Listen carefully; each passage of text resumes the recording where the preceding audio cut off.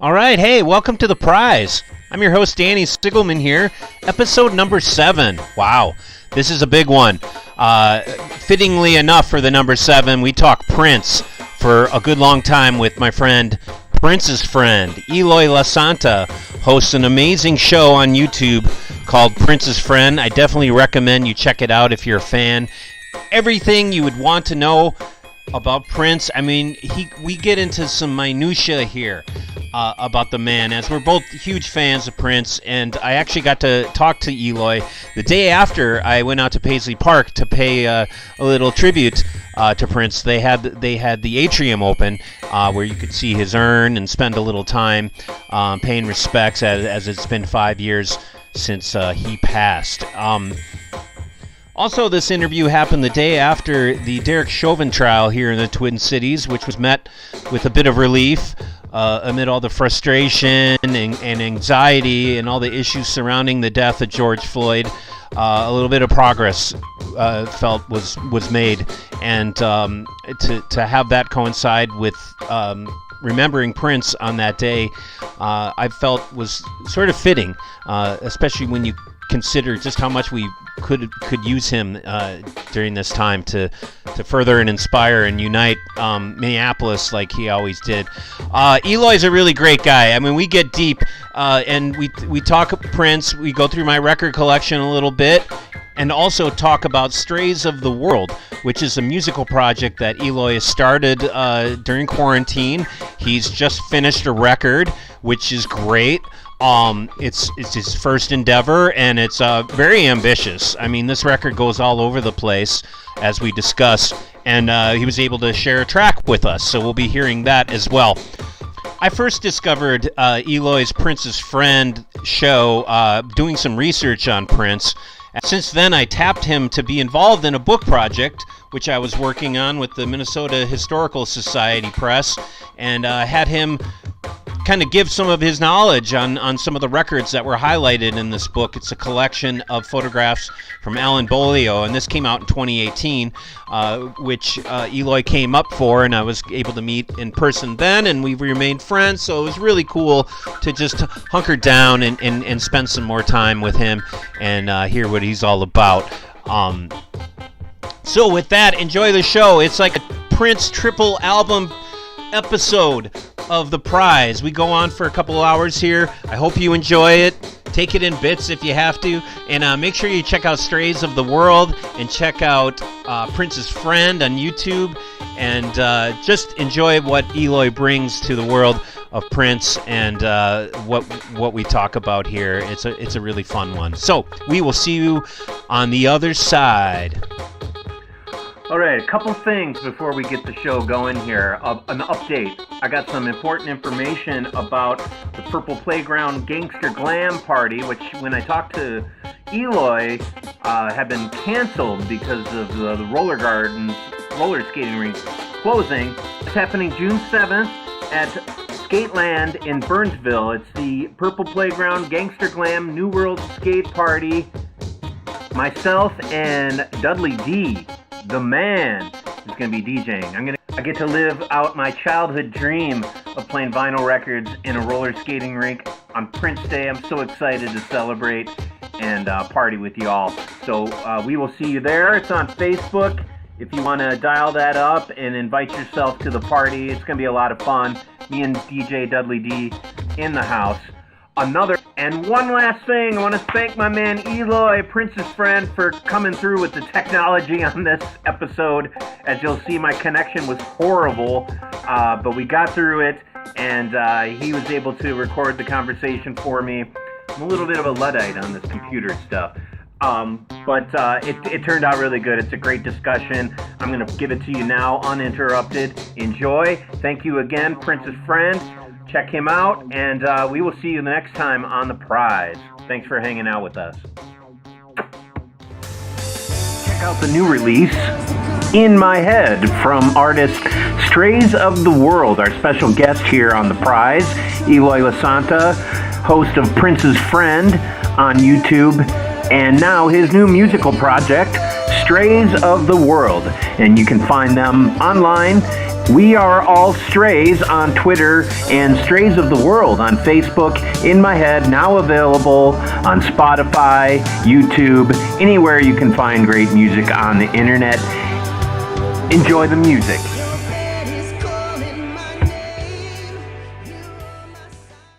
What do you call what you do? I mean, would you call it a show or a web show or a? I mean, I guess it's called a channel. Like, you know, it's like it's a YouTube channel. I am of a channel. Actually, is what I do. There's other terms for it, like influencer and stuff like that. I actually really hate the term influencer, and I don't like to think of myself as a YouTuber, which is the other terrible term that people throw around. I like YouTube host. You know, it's almost like I'm a host of my own show, my own TV show. And it makes me, I don't know, it feels a little less smarmy.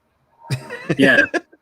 Well, whatever we want to call it, I guess we'll just introduce you now to the 5 people that might be watching my YouTube. Hey. I kind of call it like a zine, you know, like when I was a kid, we'd have to make these punk rock zines and they would take a while. So a lot of what I do is I'll add stuff, and I usually do like a little vinyl find thing at the beginning of this, and then you're the special guest. So Eloy Lasanta, how are you doing?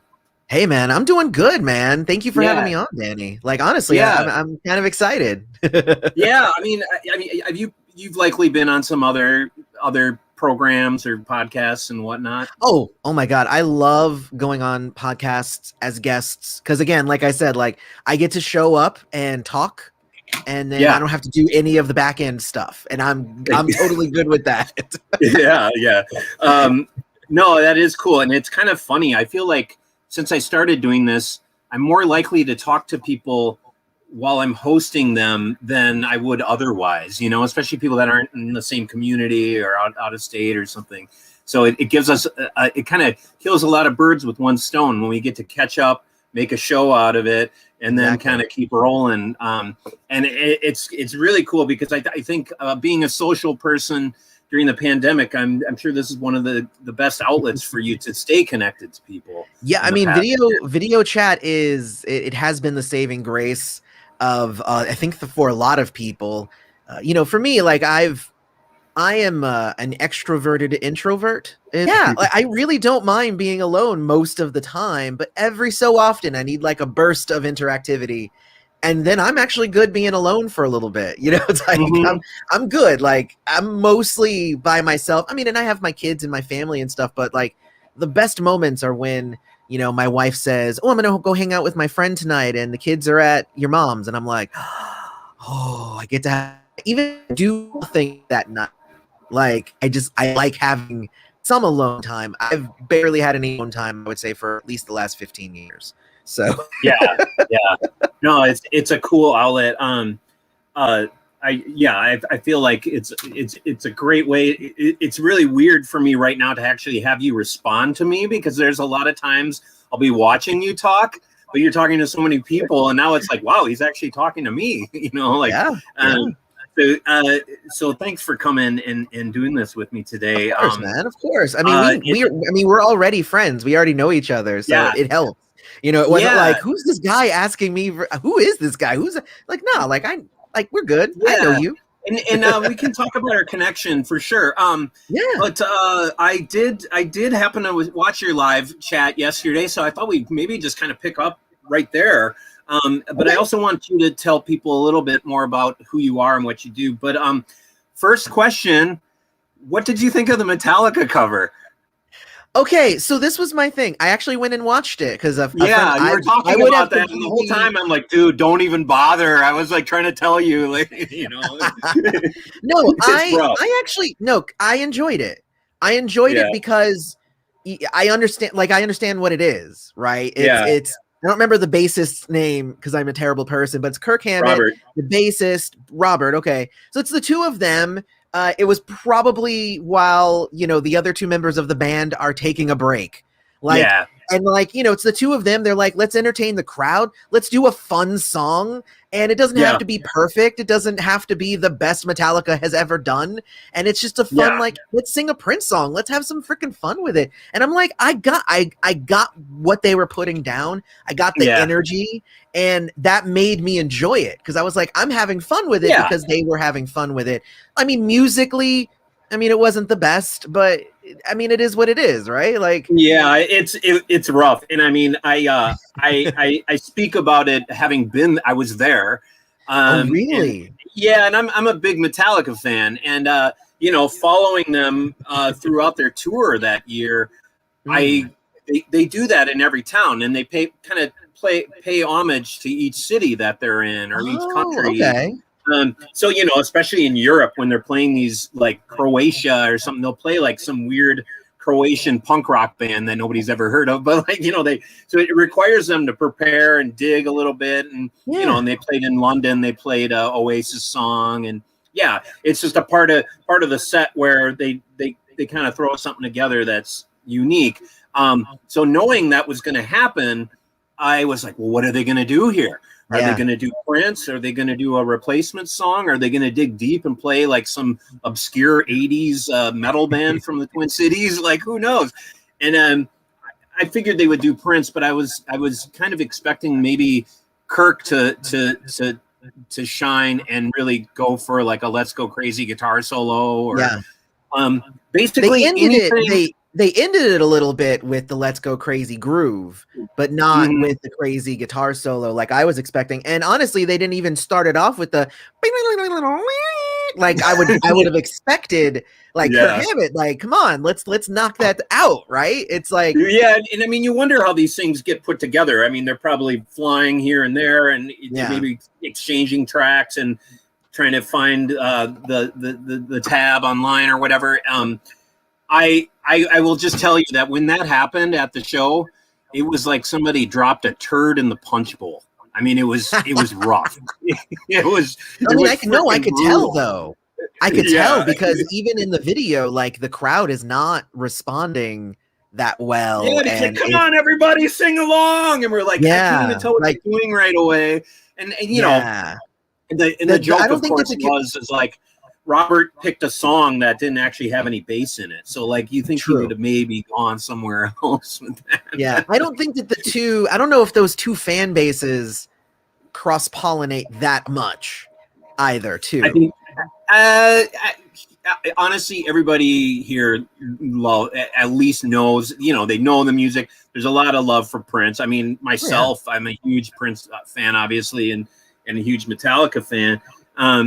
So yeah, it was just kind of funny, and it literally kind of put a stain on the rest of the night in a weird way.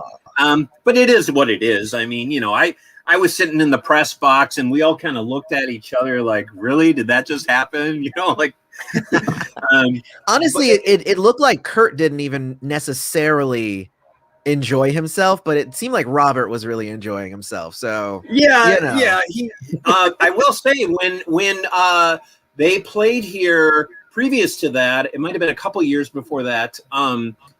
They played at the new Viking Stadium, which is the U.S. Bank Stadium, and during Rob's solo, he threw in a little bit of Erotic City on bass, and I think I was the only one that even noticed it at the time. Oh wow! Yeah. So it is what it is. But it was him. He was the one who was like, "We're gonna do this then." Yeah.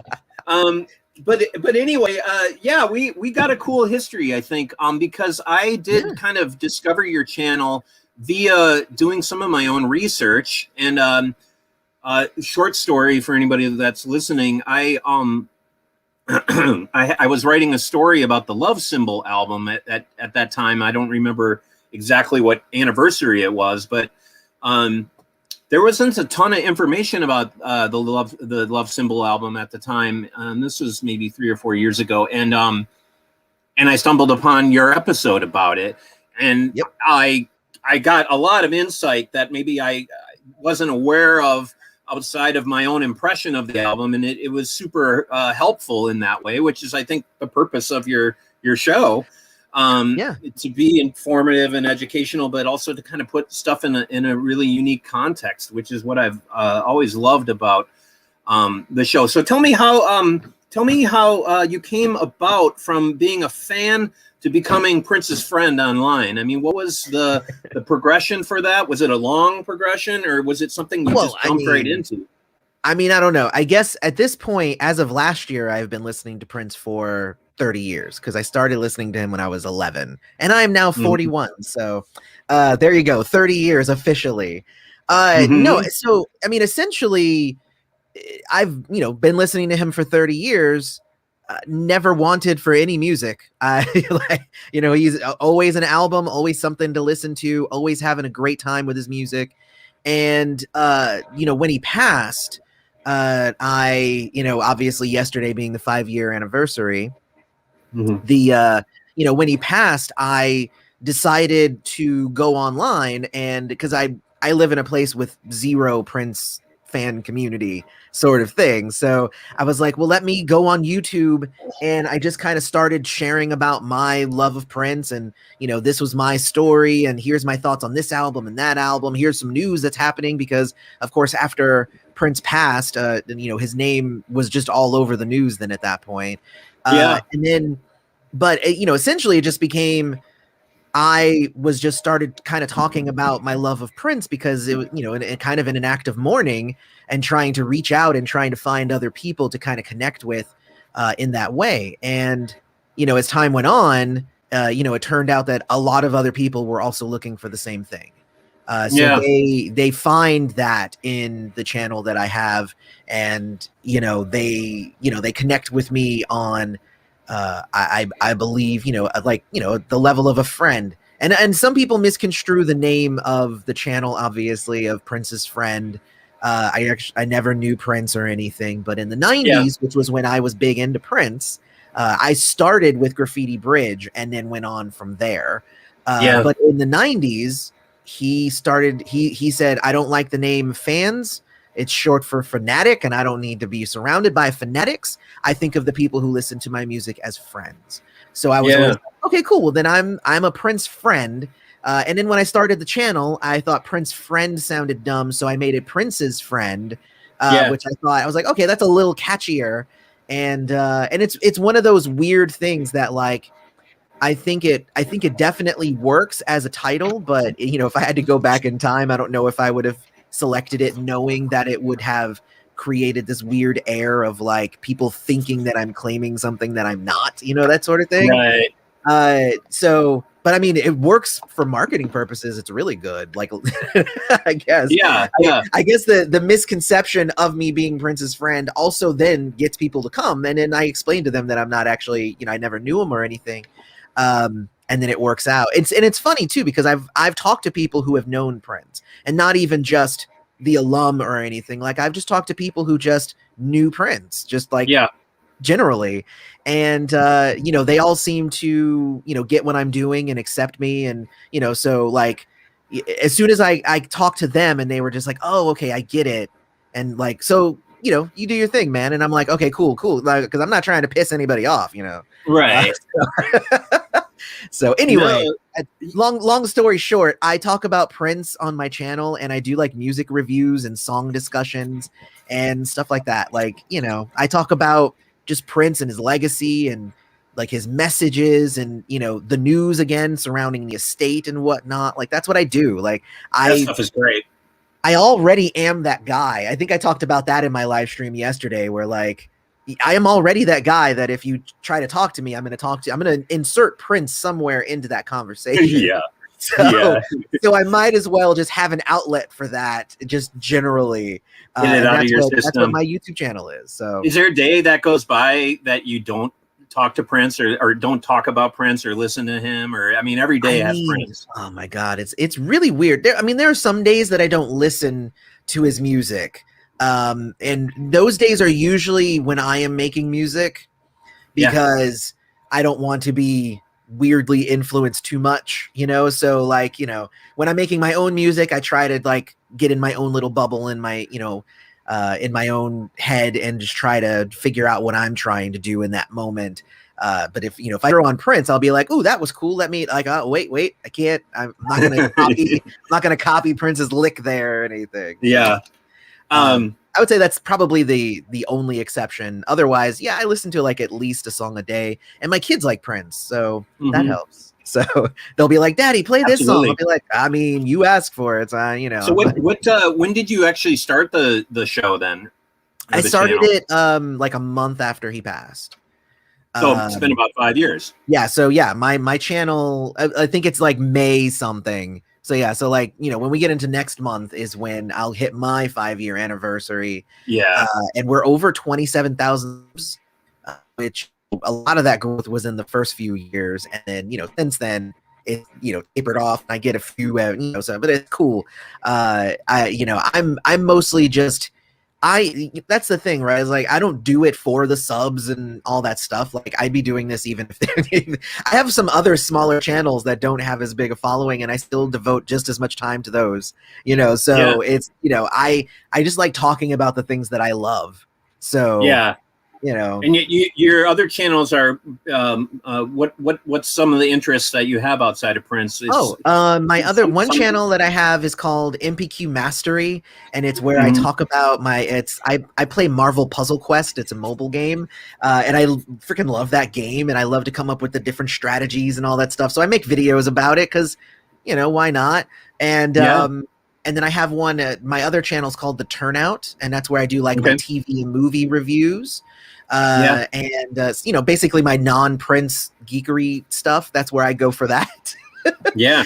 But and it's good to have those outlets. I also have one called Eloy the Saint, that's where my gaming stuff, because my day job is that I'm a game designer. So like I go there and I talk about my games and I run some actual plays and stuff like that. So so I have a lot of different YouTube channels, and they're all like different, but Prince's Friend is my biggest one.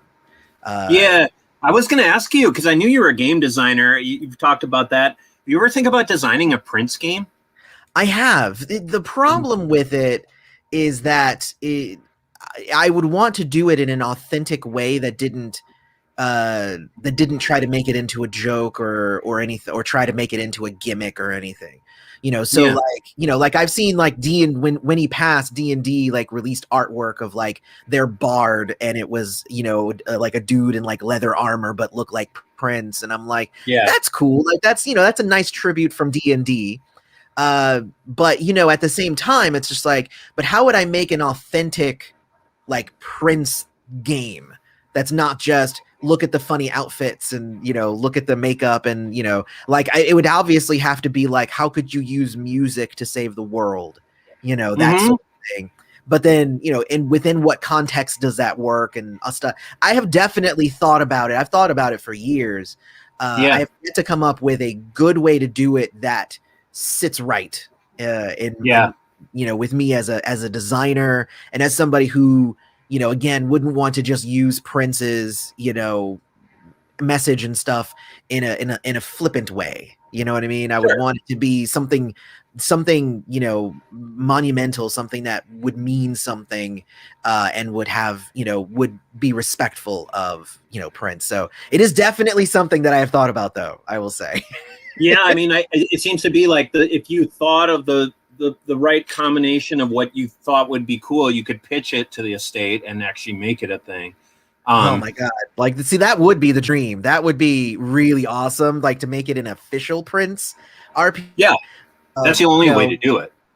Yeah. Well, I mean, there's stuff that you could do like with D&D, how they're like, well, then we'll just have this bard that kind of looks like Prince. That's a way that you can kind of get around it, but too much. And then you're asking for problems.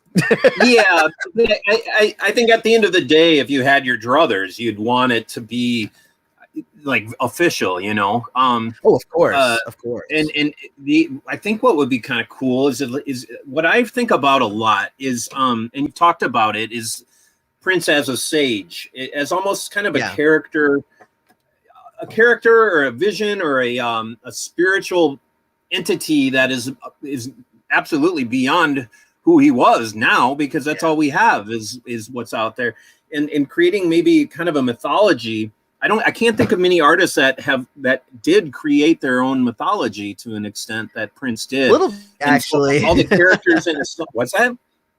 I said, yeah, I'm agreeing. Yes. Yeah. Whether it's the characters in his songs or the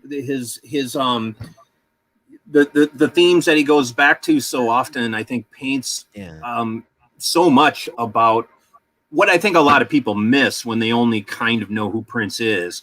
And that sort of differentiates the fam from the people that are just kind of like fans of the music. Right. And I think what you do a lot that I really appreciate is I hadn't heard people talk about it the way you have on your show in that regard. And so finding a way to kind of incorporate all that into a character that's in a video game, I think could be challenging, but really cool. I think it could be cool. Yeah. The Oracle of Prince or whatever. But I did get to go to Paisley yesterday. I think I told you about that. Yeah, it was nice. In lieu of celebration this year, they invited fans to come out and basically just kind of have a moment in the atrium, which I'd never been in.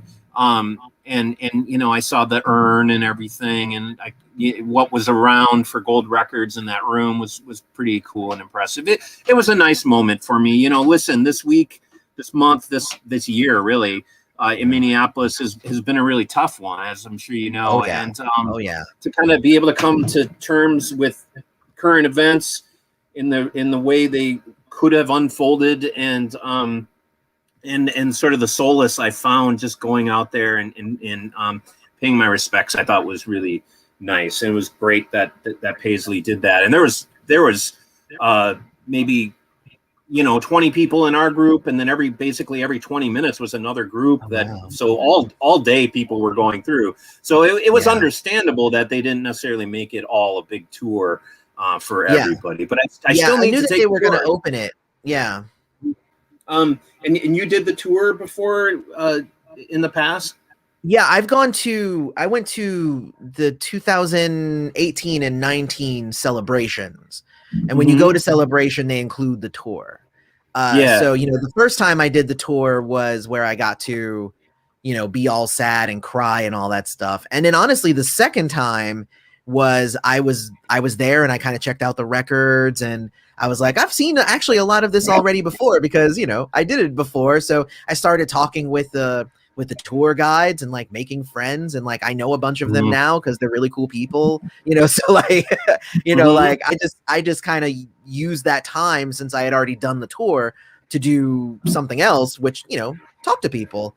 That's why I go to places like Celebration and stuff like that, is because I want to go there and I want to connect with the other friends. I want to make new friends. Like, that's why I go. So it's honestly, Celebration is so good. And even without Celebration, I'm sure that Paisley Park was, very, enjoyable. You don't need, to go. It doesn't have to be a tour, even the atrium, by itself. But like, man, like that's, like that would be the dream. Like I saw, like, what was it, like a year or so ago, like Beck went and recorded in Paisley. Yeah. And I was like, that's like the dream. I would love to like eventually record in Paisley Park. Like it would just be so amazing. Yeah, that would be cool. I wonder if that'll become more of a thing at some point. I'm not sure how much they rent it out for other artists to record right now. Yeah. Well, I mean, I know Prince did, because when Prince would like be out of the state, like, in Spain and doing all the stuff, he'd be like, yeah, go use it. Like there's part of the tour is there's a whole wall of all these amazing albums that were recorded in Paisley Park. So yeah, and I forgot that like REM had recorded there, and I think there was a Stevie Wonder record maybe at some point. Yeah, no, it was cool. I to be honest, I was pretty apprehensive at first to go on the tour because I just thought it was too soon, the way they opened up Paisley at that point in time, it kind of just I tend to wait for things to kind of find their form, and it seems like they've kind of got a good thing going, and I look forward to doing it someday. I did go to a show there a couple years ago. They had like the Women of Prince concert. I missed that one. I really wanted to go to that one. Yeah, it was like a 8-hour thing, man. I mean, it was everybody. It was Donna Grantis and Sheila headline, and Judith Hill, and Shelby everybody was there. Yeah, I think it was like everybody. I remember because I was like, oh man, can I make this work? And can I afford a ticket to go and all that stuff? And like you're a little bit lucky that you live there. And you're so close to it. Like if I want to go to a show at Paisley, that also involves a $350 plane ticket. So yeah, I know. Well, I think last time I saw you here, I was like, so when are you going to move to Minneapolis? I mean, wouldn't that make the most sense for Prince's friend? I did talk to my wife about it, and we even looked at houses. Like a couple of years ago, we were looking at like the pricing of houses and stuff like that, and it just turned out that we were just like, nah, it gets too cold up there. So. Yeah, come here in February sometime or January, and you're in a good place, but. Definitely growing up here and coming up as sort of a punk rock hip hop kid when I was younger, you always paid attention to what Prince was doing. And and at a certain point in time, I think I just kind of lost a little bit of interest, and I kind of thought a lot of what he was doing was pretty cheesy or just not really my bag at that point in time. And all these shows that would happen. You didn't know when he would go on and this and that. Right. And there's an element in the Twin Cities, especially if you've been in kind of the industry like I have, that there was a lot of Prince resentment that I looking back, especially when he died, I looked back and it really made me think about the humanity of somebody like him and how much I missed out on because of the block that I kind of put in place because of his reputation. Warranted or not, I deprived myself of a lot of experience out of that sort of negativity that was so easy to latch onto. And what I get most out of listening to Prince and thinking about him or experiences like going to Paisley yesterday is sort of trying to bridge the gap within myself of forgiveness or finding the humanity in it, and that to me is the gift that he left. What do you feel about that kind of stuff? I mean, everybody has a Prince story that is not always. He was human, of course. But is there any conflict that you feel with how maybe he sometimes did treat people and in the overall aspect of your love for Prince? Is anything you struggle with or think about? I mean, I wouldn't say yes necessarily. I mean, there's always things that you hear, you hear like Prince did this or Prince did that. But I feel like there's the need to separate, the man from the myth, if you will. It's like Prince was not like, to me, Prince was the music. And Prince was the message, the positivity. That's what Prince was. That's what he always put out there. And then, you hear stories of like, if you read all these autobiographies from all the people who are coming out and like, if you read Morris Days and it's just like, nah, dude, Prince was kind of a jerk sometimes. And I'm like, yeah, he kind of was, but that doesn't change my love of the music, Right. So, I mean, so for me, I don't think that it affects me. I understand how it would affect other people. Even if it doesn't change my opinions, I do understand if somebody did feel that. Now, when it comes to kind of the, that Prince resentment sort of thing, that kind of started in the 90s and just kind of went on. And, the fact that also then at that point, there was also that point where Prince started doing his own marketing and his own distribution and all of that stuff. So, so you have to think about it, right? It's like Prince was this huge thing. and then everybody thought he kind of went away, and then he came back, and then he changed his name, and then while he changed his name, he's also bad mouthing and he's starting fights, and he's like refusing interviews, and he's like making a spectacle of everything, and then he gets freed from his contract. And if you at that point were not following Prince, to you, Prince disappeared. Yeah. Like that's kind of the thing. Until 1999, where everybody started talking about him again because he had a song called 1999. Obviously, I don't know if you've heard that one, but yeah, he had a song. So that one came out. Then he disappeared again, came back in 2004 with Musicology. That one actually made a little bit more of a splash. And then he disappeared again and never released any other music after 2004, or that's what I've heard. Right. Well, yeah, and that's the average Joe's perception of Prince. I think what I'm trying to get at is sort of the discovery. He's the ultimate Gemini, right? There's that duality and that yin yang of sort of like being a highly loving, caring person, but then also kind of this darkness that was there and maybe followed him to the end. And I feel like I've learned a lesson from thinking about it that way, because nobody's perfect. And for as high a bar as he put for himself, I think he made things difficult by being so great. So it's just a human exercise in thinking about him these different ways. I think it's very valuable, and that's one of the best lessons I can take from his life. Outside of all the great music, I'd agree with that. I mean, I think that there's already a if you listen to his music, then you kind of know what's happening inside of him. And like even though like a lot of the time he'll put like a fancy bow on something.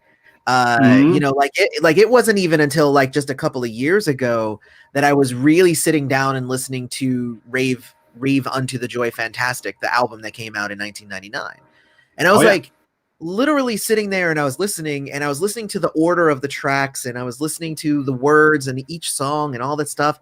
And I'm like, wow, this whole album was him dealing with his divorce that he was going through at that moment.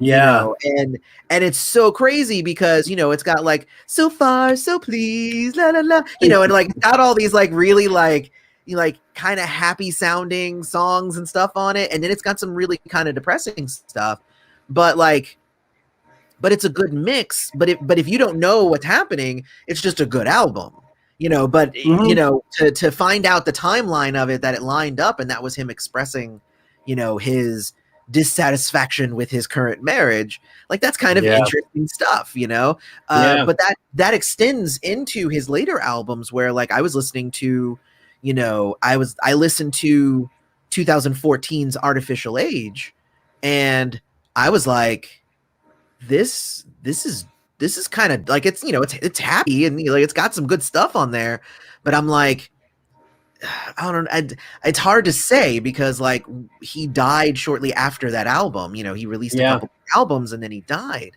And then I went back to that album and I'm like, it was like that album was almost like him saying, like, not be around that much longer. Like it's one of those really kind of scary things that I'm like, wow, did everybody miss the warning signs that like he was saying it? Like in his music, it's there, I agree. And it's something that, again, it's kind of like with Rave Unto. It's like, I didn't notice it until way after the fact, Yeah. It's interesting how that bleakness is there. And he's for every aspect of Prince that you think he's not so vulnerable. He's kind of putting on this facade and being this extra macho and sexy guy. There's a very, very close to the surface is something that's bleak and maybe somewhat something to do with insecurity, but also just being very naked, very real. I think that's why it does feel really powerful when you start to reflect on it. And those are the gifts he's left us to kind of evaluate our own humanity. One thing I think about in terms of what you're saying about almost how he knew it was going to happen, to me, it's really interesting that he performed his last concert by himself, but then also essentially passed on by himself. You know, there's some very dark poetry in both those aspects. And you know, I've seen interviews. I think Chaka Khan just talked about what a lonely person he kind of was. And I think that does come out in the music and some of the stories he tells. So, and I think I had done a review. They did like a Reels movie about him and stuff. And I remember that there were a whole bunch of other people who were like, he was such a lonely guy. Like, that was just who he was. And I'm like, it's weird, right? Because I think we all project our own ideas onto that. Yeah, of course. And then I think about myself, where we started off this conversation with me saying I'm an introverted extrovert, or an extroverted introvert.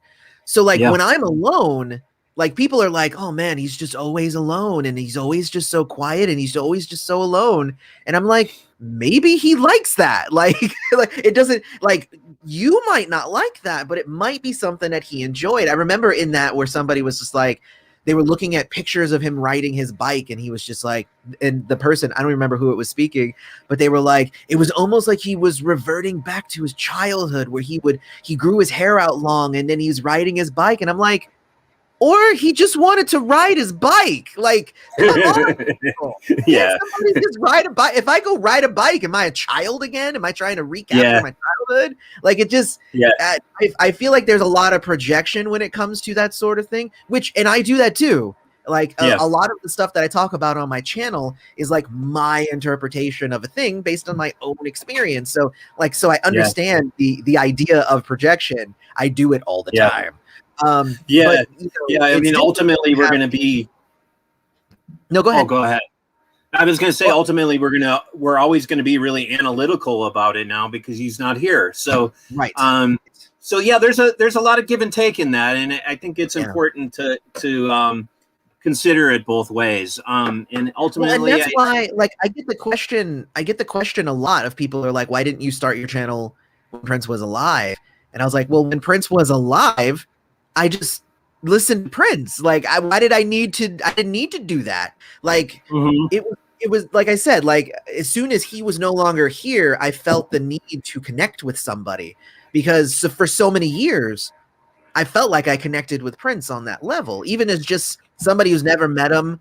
You know, I just listened to the music. People are like, and you never went to a Paisley Park show or anything? And I'm like, I didn't even realize that was an option. I thought Paisley Park was like this castle in the sky, this thing like that. No, that's where Prince lives. Why would I ever think that I would be worthy of going there? You know, right? Like, people are like, no, I went to a show there the other day, and I'm like, that's weird to me, just to think. You know, even when I went on the tour a couple of times, it was odd to be in Prince's place. Like, it was never a place that I ever thought I'd be. I also thought that Prince would outlive everybody. You know, so 100%. Yeah, I mean, I was in that atrium and I was kind of imagining, like, okay, he probably walks in this door and then maybe goes over here, and like I'm just visioning the times I did see him in person, whether it was in concert or out and about. I'm imagining him just moving around in this room the way I always would see him around. Exactly. Yeah, I did. Probably my last experience with him. I was working at the Dakota for a minute, and a few years, and he loved coming there. I mean, we took care of him and gave him his privacy. There was one time Maceo was playing there, and Prince had a crew. If a show wasn't like totally sold out, he could have the whole upper level. You know, there was like a whole private room up there, and that's he cool. he had a crew up there with him, and Maceo's on stage burning it up. Maceo knows Prince is up there because the room is dark, but it's full of people. And he's burning it up, and Maceo was like, "Come on, man, come on down here. I got a guitar for you. Come on down." And nothing happened, and he's like, "Are you sure? Come on, man, come on down here." And it's just like, okay, he's not going to come down. It was funny. Yeah. But one of the last times I did see him, it was a show with Irma Thomas, who is kind of the queen of New Orleans soul, and another guy named Lee Fields were playing. And I got to tell Lee Fields, I'm like, I think Prince is here. He's like, hey, he was so excited to be able to perform for him. But before that, I saw somebody walking around the club, and I was like, oh, that's cool. Somebody brought their daughter to come see Irma Thomas. That's great. Because they were just wearing like sweatpants and kind of a hat. And they got closer to me. I'm like, holy shit. I mean, he was like a foot away from me. And I looked over, and there was this big, huge guy in front of the bathroom waiting for him. And he was just going to go in there. But that night was really fun. It was I'll never forget, kind of last. Otherwise, I'd see him up there sitting, and you could only see his afro in the dark, basically. Oh gosh. Yeah. But no, we love Prince here, and I love what you. In a sense, it's really cool that you're not from here, because you don't have some of the baggage maybe somebody like myself had, having to with some of the reputation he had, unfortunately. And I really appreciate how kind of emotional you can get about it. I remember one of the first live chats I saw, you just come, I think you were talking about this yesterday. I did mention it yesterday. Yeah. Yeah. You came home from the concert and you're like, they just don't understand. You're talking about his later career and how the show at this big stadium was all 80s stuff. And I'm like, dude, we're here. I'm here. I love that. All the stuff. Like not all of us were at the show, that was actually the and within context, obviously, if you watch my video the following day, was that's how they kind of made it that way. The big spectacle, the big show at the Target Center. That was also like all the people who went to Celebration got a ticket, but it was also general entry. So that was all of it was basically all the hits. They edited all the hits together, and then there you go. But then the next day they brought when at Paisley, the Funk Soldiers went up there, the same band that was there performing with Prince live on the big stage. They went on Paisley stage and did all their songs they do in the big thing, and that made me feel a lot better the next day. But that night I was very much up in my own emotions. I was definitely feeling myself in that video. I know. I was yelling at the team, come on, man, just you're here, come on, get but do you feel like I know it's a big part of your push is to push his entire career. You seem to kind of develop maybe a little bit of understanding from the casual fans to the hardcore fans to the really deep fans. I mean, I don't think everybody's welcome, of course. So, how has your feelings changed as you've done the channel and more people kind of come in and out from different perspectives and different lives? I mean, the way that I've always said it is that I think we're all at different stages in our Prince musical journey, like I get people who are like, I just picked up Diamonds and Pearls and I love it. And I'm like, oh, I can't wait for you to discover the rest of it. Like, I'm not like, oh, you only listen to Diamonds and Pearls. You're such a poser. You're such a loser. Like, no, it's like, that's awesome that you have made that first step.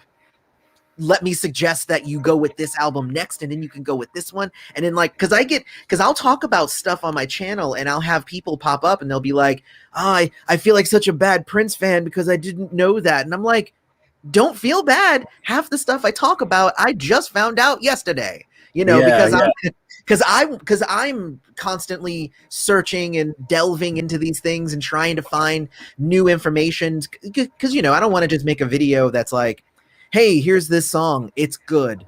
When I'm going to talk about the thing, I need to be like, well, let me do some deeper research than just what I know from listening to it. And a lot of the time I find out new little nuggets of everything that I've known and loved for years. And I'll be like, oh, wow, I knew this bits of information about this. I can't wait to share this, So I'm always like that. Now, there are a lot of people who will come to me and be like, oh, you weren't there. You weren't there in the beginning. So how could you know how great it was? And I'm like, look, as somebody who, like, people are like, you weren't there during Purple Rain. How dare you say something bad about Purple Rain? And I'm like, okay, you got me. I was only 5 years old during Purple Rain. Yeah. It's totally my bad. I should have just been deep into Prince at 5. But, it's like, for me, like, a lot of the discussion that I get to have about early Prince is more, historical. Like, I know the music. I have listened to it all. I know it works. Like, his stuff really great. And but for me, the 80s stuff is not the end all be all. The 80s stuff is exactly what it is. It's the beginning of his entire career. I don't, I try not to get stuck in any one part of, his career, which is where a lot of people have that issue. And, I have a character on my channel that I sometimes pull out called Rabid 80s Prince Fan. Where, like, the top 5 songs from Purple Rain are Purple Rain, Purple Rain, Purple Rain, Purple Rain, and Purple Rain. Like stuff like that. Because I like to poke a little bit of fun. But in the end, like, if that's what you're into, hey, at least you're listening to Prince. Like, it's all good, right? Like, and it makes sense as time goes on. Some of the deeper catalog stuff starts to not disappear, but like, I mean, you think about the Beatles, like, people only know maybe 10 Beatles songs. Exactly. They don't necessarily know all the deep cuts. And exactly. Well, but that's why I'm excited for, like, a lot of people are like, why are they spending all this time reissuing his albums? I already own that. And I'm like, but you don't understand. Like, they're being reissued, and these are albums that Prince distributed himself, which means he didn't do a good job. Like, he was terrible at his own marketing. Like, I'm just going to be straight up. Like, he was not good at it. So and working in record stores all during that time, we were always like, what is this? What's going? Is this new? What is exactly. You get, we would deal with people at Paisley to distribute stuff when I was working at Electric Fetus, and it was always just like, okay, I don't know, we'll put it out there, and the true heads would find it, Of course.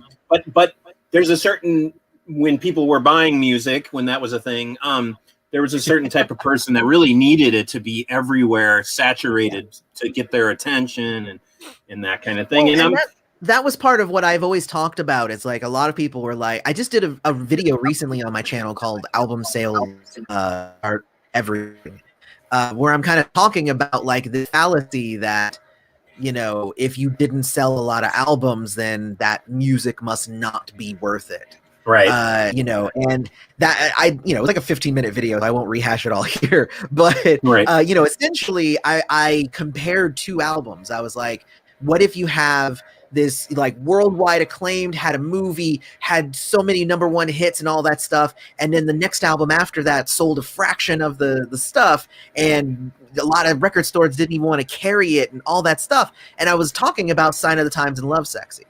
Now, is Love Sexy not as good an album, even though it sold only a third as many copies as Sign of the Times? No. Oh my God, I love Love Sexy. Like, Love Sexy is in my top 5 Prince albums easy. And Sign of the Times is not up in my top 5, so that should tell you something. Wow, yeah. Oh yeah. Well, no. Well, okay. So here's the thing. Here's how I always explain it to everybody. Mm-hmm. I got into Prince from Graffiti Bridge. Okay. Right. So I listened to Graffiti Bridge, and I said, "That's what I want. Give me more of that." So when I delved back into his catalog, I'm like, "All right, this is funky and this is cool and stuff, but." When is it going to get to the thing that I got into this for? Love Sexy is when that happened. And I'm like, yes, this is it. This is when he started this new sound that I love so much. And then he continued on, for the rest of his career, because there was that pivotal moment at Love Sexy where he kind of decided, he's like, I'm not going to do the stuff I've been doing. And he lost a lot of people, but he gained me. So if nothing else, he changed everything. His look. I mean, exactly. No, that's interesting. Yeah, ultimately, it's always about how you get into something. I mean, I listen to so much different kinds of music. I'm never one to hold a bar up to, like, require something of somebody to be a real fan or not. Right. I mean, a lot of fans of different bands that can be that way. Yeah, All right. I'm not a big. I'm like I said. I always just say we're on different parts. Different lengths of our Prince journey. Like I'm pretty far ahead, but guess what? There are people who are further than me. Like Right. I'm not a know-it-all. Like I said, half the videos I make is because I just learned something and I want to talk about it. It's not like I know everything already. So. And that being said, there are some diehard Prince fans where you're just like, okay, I'm gonna go over here now. Oh my gosh, they're so deep yes, and they're into it. all in my comment section. So you ride a nice fine line between casual and diehard, and I think that's what people really appreciate about your show.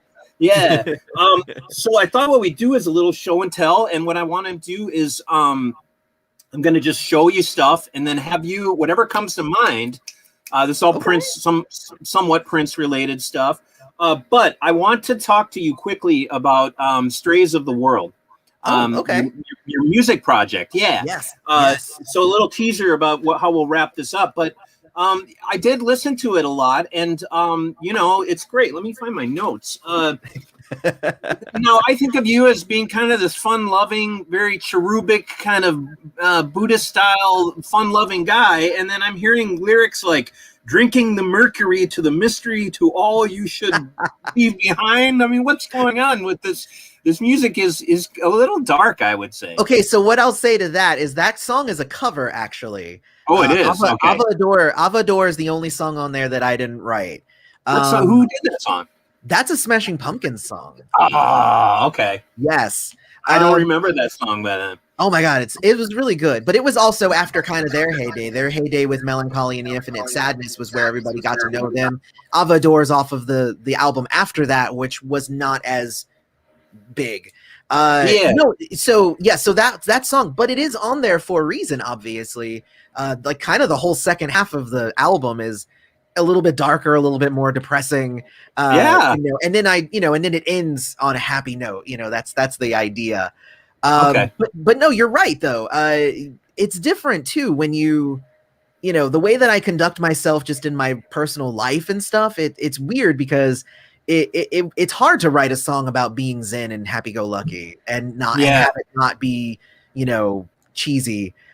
So what I did, and like those are just 12 songs, 11 of them I wrote, but like I wrote easily 35, maybe 40 songs. Oh, wow. Just, at varying levels of progress, completion. And stuff, completion. And some of those will be songs for the next album because I already have some of them like almost done. But the album tells a little bit of a story. And it kind of does lead you. You'll notice too that the album starts hard and ends kind of on a more laid back kind of feel.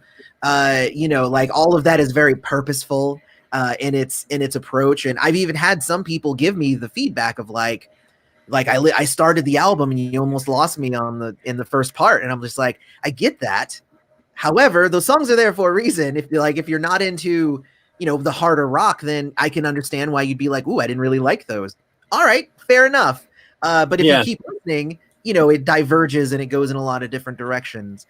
But anyway, so some of it is a little dark. Like there's a lot of interesting tracks on there, like So Numb that follows Avador is also kind of on the depressing side of things. Yeah.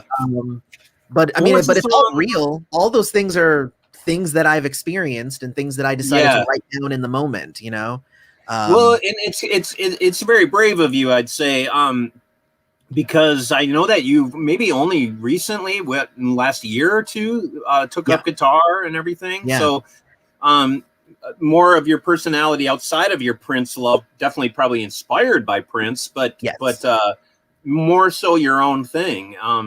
And that must have been really exciting for you to kind of discover this part of yourself. Oh yeah. Well, I mean, I had kind of always had music in me. Just kind of always, but I was always very content to, listen to the greats. Prince was always around. I could listen to Prince, and I always had my favorite bands and whatnot.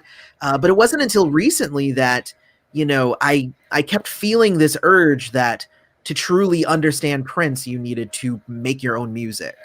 There was a while there where he said, I think it was I think it was after 1999. It was around that era where he said, "I'm no longer taking interviews from people who aren't musicians themselves because people just don't understand. They don't understand what it takes to make music, so it's really easy to judge, and like be all picky and stuff about it. Like, do you know how hard it is to write a damn song?" You know? And I'm like, actually, I think I might have fallen in that same, vein where I was very much like, I was kind of approaching everything from a consumer standpoint. Like, I can only talk about the stuff that I like listening to. But the more that I learned about music, it makes me appreciate him even more because he did so many amazing things with so little. I think I said this in my live stream yesterday, but like, if you take the song Kiss, like the song Kiss is like 2 chords. It's like, but it's amazing. But what it took for me to kind of reach that moment was I needed to learn as much as I could about music, and then I needed to feel what it was like to do what Prince did. And I feel like that's the only way to truly, because I think at the beginning of the year, beginning of 2021, this year. Yeah, the beginning of this year, I did a video because I try to do like kind of a reflective video at the beginning of each year. Yeah, and this year it was, essentially I summed it up as Prince's true legacy was, I feel, showing the importance of making music and being like making music. Just I on a keyboard, it made a thing, or not just in covers, not just but literally like being in the trenches, making the music, writing songs, coming up with melodies, chord progression, all this stuff, and learning as much about music as you can. And he always talked about it, like even oh my god, I remember the interview that he had, and somebody was just like, "What was it like to meet Beyonce?" And he was like, actually, Beyonce is really lovely. When I found out that she didn't actually, do a lot of her own music, I inspired her to. I told her that she needs to go learn how to play at least piano so that she can start doing more. Like that's where Prince always was. Like, I don't give a crap that you're Beyonce. If you don't know how to play an instrument, it doesn't mean anything. Right. And like that's like I took that very strongly to heart, and I tried to learn guitar and I failed, and then I tried to learn again and I failed. So I decided to pick up piano, and that actually I picked that one up really well, and I was like, "Ooh, I get this now. It's starting to click." And when I went back to guitar, bam, like I know how to play. I'm not great at it, but I know how to play it. And if you learn how to play guitar, you can translate that to bass because it's basically the top 4 strings and it's a tuned down. So it's like you can like the more you learn, the more that you're able to start putting stuff out there. And like the whole album in my head, again, it's kind of giving you it's basically just slapping you in the face with like, this is who I am. I am hard rock, I am dance, I do some electronic stuff, I have some funk on there. I'm trying to do a lot of different things with that album, but also everything on that album except for Ava Adore was written, performed, produced, mixed and arranged, everything. Like I did everything on that album myself. And I felt like that was, again, I feel like that's an important thing that I need to be able to do in order to be true to myself and to kind of, again, pay homage to Prince with everything that he kind of put out there. So and I'd say another impressive aspect of it to me, knowing that you're somewhat new to it, is how well like the production and everything flows and is mixed and all that. I mean, I can tell you put a lot of time into it. The only being a drummer, the only criticism I'd have is like, where's the drummer, man? Give the drummer some. No, I agree. The drums are all drum programmed. So that's all right. I might try and get a drummer for the next one. This one, it was, really trying to, I even have a bunch of stuff. My goal right now is I'm working on building a larger studio, and then I'm going to actually get some drums, and then I will learn how to play drums. Oh, wow. you know, that's my goal here is I want to try and learn as much as I can. Drums would be that next step. I just don't have room in my house right now. Well, I do online lessons, my friend. So well, then you'll be the first one to hit up as soon as I get my pair of drums. And I'm debating whether. Go ahead. I could record some beats for you too, of course. So. I mean, I'm all down for that. I mean, it just depends because I'm trying to figure out if I'm going to get an electronic drum set or if I'm going to get a real drum set because I've heard it's very difficult to mic a real drum set for recording. So, well, fortunately, there's no expectations. So it's just like your journey with Prince. The journey with performing your own music will take all sorts of forms, you know. Yeah, and I feel that's kind of where I'm at right now, and the fact that the album it's on its way to streaming services. So I've hit send, and it's somewhere in the internet right now, and it hasn't gone live yet. So yeah. I know. But as soon as it's live, I'm going to be all over the place. I'm going to be talking about it. I'm going to be, sharing the music because there's a lot of really good music on there that I'm super duper proud of in making that stuff. Well, another song I really liked on here, My Siren. I kind of feel with the drum machine is a little more creative. I think a little more bouncy or something. I mean, how would you classify that? And can we play it for us right now? Oh, most definitely. For me, it again, it is all drum programming, but I took a lot of extra care in that one. Like that, I think that song specifically has a lot fewer loopage going on. Like I was really trying to play around with it there. So most definitely. And what do you feel like? What do you tell people? What's that song? What's your inspiration behind it? Gosh! So my Siren is so funny. The inspiration behind it was that my wife came home really tired from work one day, and she came into the house, and I said, "Hey, baby, how was your day?" And she said, "I can't talk. The bed is my siren, and I must go to it." And I was like, "All right, baby, have a good nap." But I was like, wow, your bed is my siren. Oh, that's such a good line. I need to do something with that. So I made it instead of more of like longing for love and, like there's this person there and you love them and they want you to come to them, but you're kind of afraid. So that's kind of what this is. Really it was inspired by just a funny thing my wife said when she was very tired. So. That's awesome. It makes you think about how many conversations Prince had where he was always taking down notes and they ended up being a song based on somebody's comment or thought.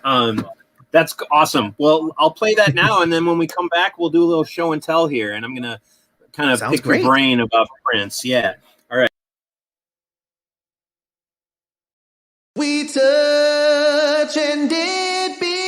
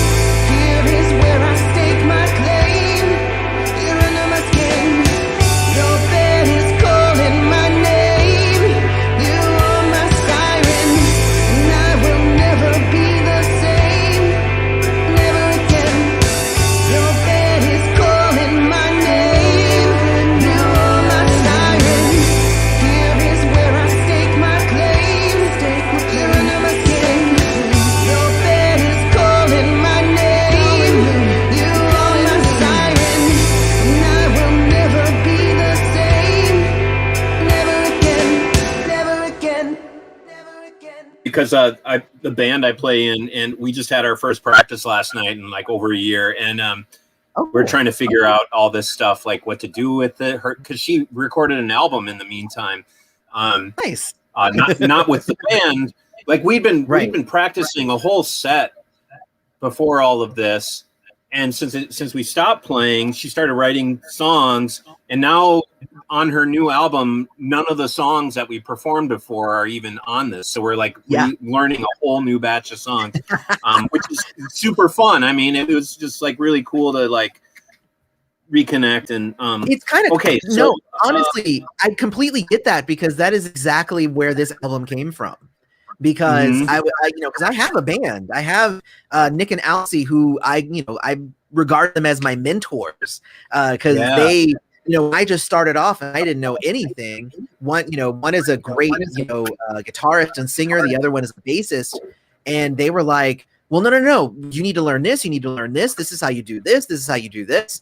And then when we were so far along, Alcy ended up getting a job, and he ended up getting, like, his family got sick and all. He started getting really busy. Nick got a brand new job, and it was so much more responsibility, and he started getting buried by work. And then I was like, well, I guess I'll just keep going, guys. Yeah. So I wrote the whole album without them. That's awesome. And Amador is the only track on the album that they are on as well. Like we did all of it together, and then everything else on that album is just me. So like I completely empathize exactly with what you're saying right now. Because it's exactly what's happening here. Is like when we reconnect, as soon as they are no longer busy and buried, we're going to be like, okay, I guess let's get back to all those songs that we were working on together. Because we had at least 7-8 songs that were like this close, but like then all the shit came crashing down on them. I know. So yeah, I was like, so we're not going to play that song anymore? I love playing that song. No, that song's old. Yeah. For me, though, my hope is that like this album is just like, this is the ground level, right? Like we're gonna get bigger, we're gonna get better. I'm gonna, like, the next album, I've already been talking with people about bringing in, like now I'm talking with you about possibly having you come in and do some drums, so like I'm looking for people to come in and do more, contribute more, because I want to also not just use it for me. I want to use it to maybe highlight a few other people, that was the main reason I even got hooked up with my band. Was I was like, you guys are so talented. What can I do to help you guys? I have this huge YouTube platform, and I'm like, you guys are so talented, but you guys don't have the platform. I have the platform and no talent, so let's trade. Let's see what's happening. And I eventually got better, so I'm not downing myself too bad. You sound great. But no, it's a wonder. Making music is its own thing, and I would say like, I was buried in just making music like for at least a good 2 months. I would say that this album came from like 2 months of like, I said do game time, and I know that I have a YouTube channel and all that stuff, but music was my main job, my number one priority for at least 2 months, and that's where this album came from. That's so awesome. It's exciting, and I can't wait for it to hit the stores and start getting pre-orders and sharing the music, because there's just a lot of stuff on here that I'm super duper proud of. And all right, show and tell time. Let's do show and tell. Let's do show and tell. I just want your any immediate reaction or thoughts or stories on all these related things. I just thought this would be fun because I have a ton of this stuff. I'm a big record collector, as I might have said before. Okay, so starting with. All right, wait. It's dark. I don't know what that is. Oh, you can't see it? I can't see it. Oh, okay, now if you back up, I see it. You have Batman cassette. And the Batman cassette single. And then this is the movie. Oh, that's the movie. Oh, I thought that was like the you remember when they had the long box CD? Oh, right. I thought that's what that was. So that's the movie. Okay. No, awesome. So what's your experience with Batman? Did you see it when it came out, or yeah? I saw it when it came out. It was 1998, so I wasn't deep into Prince yet. But I remember, when the credits went and I heard "Scandalous," and I was like, "What's that?" And I loved the music. I loved "Trust," and I loved crap. What was the other song in there? "Party Man," obviously. I loved the songs that were in there. I was like, man. I honestly kept when the movie came out, I bought it on a VHS and I went back and I kept watching it, when over and over. But I would just fast forward to those scenes because I wanted to hear the music, and that was before I was even into Prince. It wasn't until a year later when Graffiti Bridge came out, and I was like, "That's the same dude! Oh my god, this is awesome!" But I think the biggest thing for me when it comes to Batman, that album specifically, is that when my son was born, my youngest son, he's actually about to turn 5 because he was born on April 27th. Mm-hmm. And he was born April 27th, 2016. So it was a week after Prince died, essentially. Wow. So when he was born, so when Prince died, I was like, I'm going to just start from the beginning again. And I started listening. I was like, I'm just going to go from For You to Big City, and I'm just going to listen to it in order again. So I started on For You, went to Dirty Mind, and, actually Prince, and then Dirty Mind, and so on and so forth. And when he was born, I was on Batman. Right. So Batman was actually the very first music that my son was ever exposed to. Wow. On the drive home from the hospital, he was listening to Lemon Crush and, Vicky Waiting and all that stuff. And then it was fun because then he turned about 2.5, 3, and then he fell in love with Bat Dance. And so he'll always ask me he'll be like, "Can I listen to Bat Dance, Daddy?" And I'll be like, "Go for it." So I don't know if that's because I played him Batman. It was the first real music that he had ever heard, as a day old. But but also I am mad at it, So yeah, that's awesome. I would say for me, I remember, I think Bat Dance had been released as a single, and then he was on SNL, but he played Electric Chair, and I was just like, whoa, this is like the same album? Like, this sounds nothing like what we've been hearing as a single. And that's probably one of my all-time favorite Prince songs. I think he just destroys that guitar solo on there. Oh, yeah. Especially on the SNL live version of it. If you were to point to Prince's rock songs, that's one of the best for sure. Oh, yeah. Electric Chair is definitely up there. Yeah. Along with, Guitar or, whatever other rock, Peach, I would call a rock song. Okay. How about these two? Hey, hold on. I'm trying to make out the one on your left is I can't make it out. This one? Yeah. This is Sister Fate, Sheila E. Oh, okay. Is that a single for Sister Fate? Yeah, it's a 45. Oh, okay. Nice. Yeah. And then we got Love Bizarre. Nice. Okay. I was going to say I didn't recognize that cover, but it's for Love Bizarre, the 45, the single. Yeah. Yeah. And it has Love Bizarre Part 2 on the B side. I don't remember the difference, but I don't know. What's Part 2? I don't even think I've heard that. Yeah, I can't remember. I'll have to do some research. It says it's from the Crush Groove soundtrack. Ooh. So that's something you can do a little research on. See, we're educating my main man here. Definitely. Oh, definitely. I'm going to look that up right when we're done with this. I'll go look that up. So in general, what's your experience with Sheila and your love for her? I mean, I didn't actually have a ton of exposure to Sheila outside of just her influence with Prince and stuff. But when I started doing my channel, I had decided that I was not just going to do Prince albums. I was going to do all his proteges and all his side projects and stuff. And I was going to try and do them in order as well. So, obviously when I hit around, the early 80s and stuff, I started doing her albums. And I think I've done all of them now, except for the latest, the America one. I haven't done that one. but I'm Sure. pretty sure that I've done all of her other albums up to now and until her next one, obviously. Yeah. And honestly, I really loved how she grew as an artist as well. You know, because in the beginning, she was very kind of under Prince's, you know, shadow, and kind of living in a Prince world. And you can hear the vibe of the songs. You know, they stayed similar. She left Prince camp and kind of was out doing her own stuff, but you could hear that she had already grown a ton as an artist and was doing her own stuff.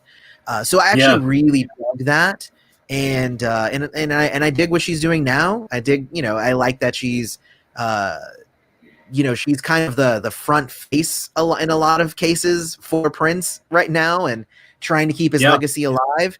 I wish that she got out of Sign of the Times era, but that is what it is. But I think she does a good job, and obviously she's a world-class drummer. All drummers know her. I kind of feel like Sheila was probably one of, if not the most closest person to Prince, at least for the longest period of time, coming in and out of his band. It seems that was probably one of the most genuine relationships in his career. From everything that I have heard, they were so alike that made them hate each other every so often. So essentially, and that's what you just said is true. Essentially, she would come back in and they'd be creative together, and then they'd do something to piss each other off, and then they'd split, and then they'd come back, and then they'd split, and then they'd come back, and then they'd split, and essentially when Prince died, they were on a split. So what ends up happening a lot is because I've heard it everywhere. People are like, Prince wasn't even talking to you when he died. How dare you come and do that? And it's just like, but that happened so many times. Like, you're right. It's not. This was just the latest. If Prince hadn't died, they would have come back together in 2017 and done something together. It's that was just the way of their relationship, and that's fine. Like everybody doesn't have to have the same kind of relationship, and that's honestly something that I loved. And I'm going on a tangent here, but that's honestly part of what I love about talking to a lot of the Prince alum and everything, is because each of them has a different Prince that they knew. He wore so many hats. If you talk to people early on, they're like, man, we were in the trenches, we were there, we were building the legacy, we were doing it. If you talk to people later on in his career, it's like, man, he was such a sage, he was such a mentor, he was like there, he taught me so much. And it's like, that's kind of the thing. So if you talk to those early people, there is much more of a camaraderie, a lot more of like, we were just best friends and we just, hung out together and that's what we did. Whereas versus later on, where it was very much of like, oh man, like he was strict, but he was fair and he was a great teacher and, stuff like that. He was more of a father figure to a lot of those people. And honestly, and like I said, that's why I enjoy getting so many different people's points of view, not just on my channel, but just listening to Podcast Juice and listening to, reading all the biographies and stuff like that, because I feel like it's important to see Prince, not just through your own eyes, but you need to be able to, take all of it in. You need to be able to take everything that this man was and really respect the entirety of who he was. People are like, but what about the time that he beat the hell out of Sinead O'Connor and all that stuff? And I'm like, you know what? I listened to the story. Some of what Sinead sounds like it might have happened. Prince says it didn't. Who knows, really? But I'm not going to be like, Prince would never do that and blah, blah. It's like, I wasn't there. Who knows? Well, and that exactly what you said, and that all goes back to what I was talking about earlier, is kind of the duality of his personality. Exactly. The perspective different people had at different points in time. Okay, how about this one? This can you see this? No, that's 94 East. I can see that one. Yes. Yeah, this was from the Purple Snow box set. Yeah. And this is their version of If You See Me, which I love. It's a great song. I hadn't really known the song until that box set came out, but then I heard the version that Prince did in the 1999 deluxe edition. Which is amazing.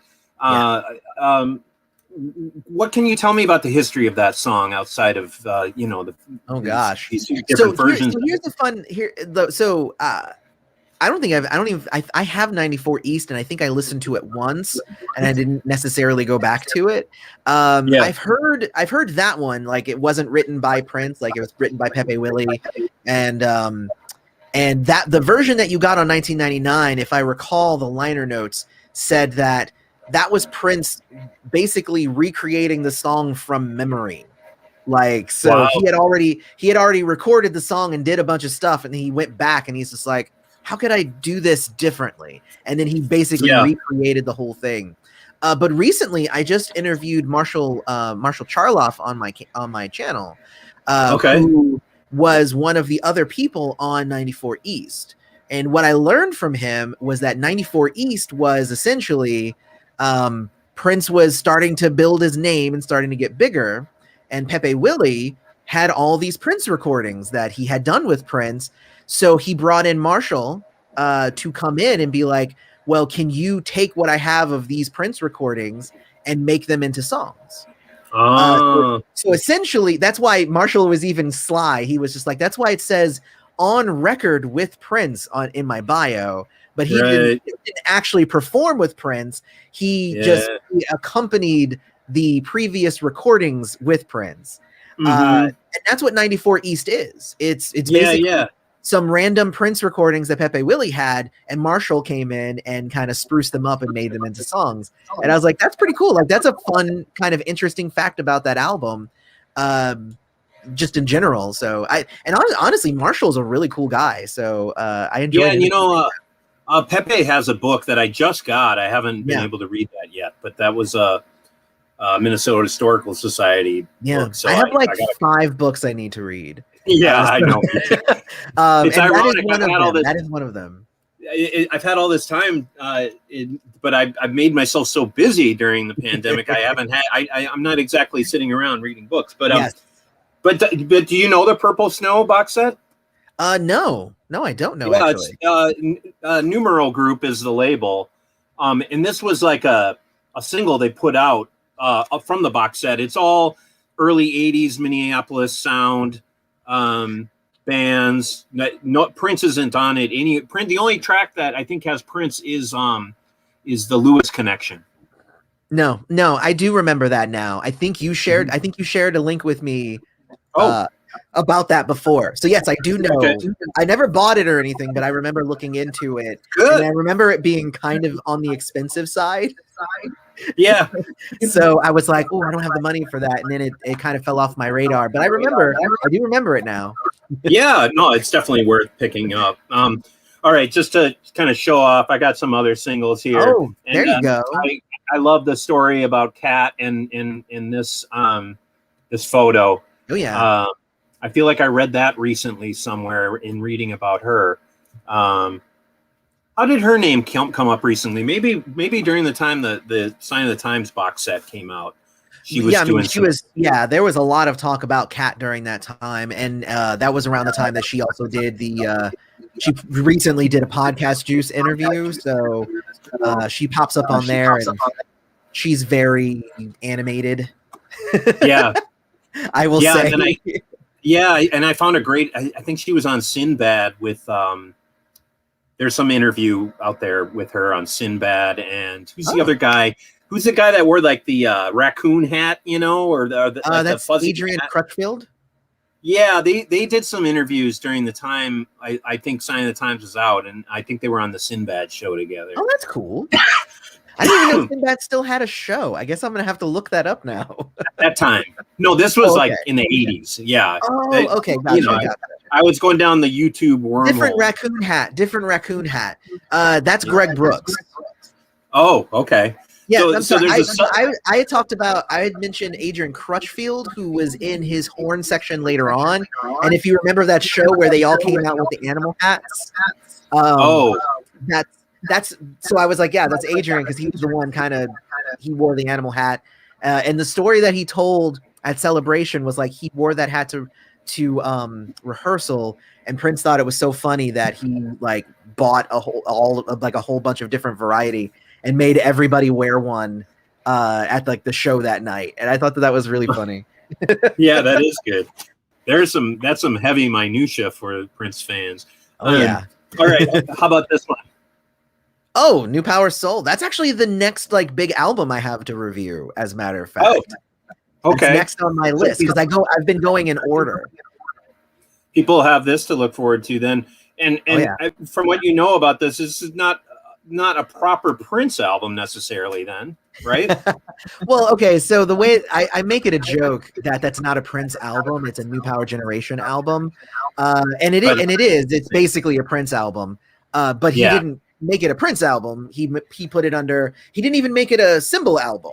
He put it under New Power Generation. So, and I'm not exactly sure, but I'm pretty sure that's why that album and Exodus and like there's a couple of other New Power Generation albums that aren't like they're not available. They're not part of the streaming stuff, and they're not part of the reissues and like that stuff because they're not Prince, you know. And people signed they signed contracts to release Prince albums, not New Power Generation albums. Oh, okay.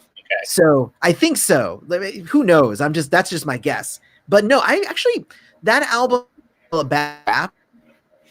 that's also one of those few albums that Prince did not produce it entirely himself.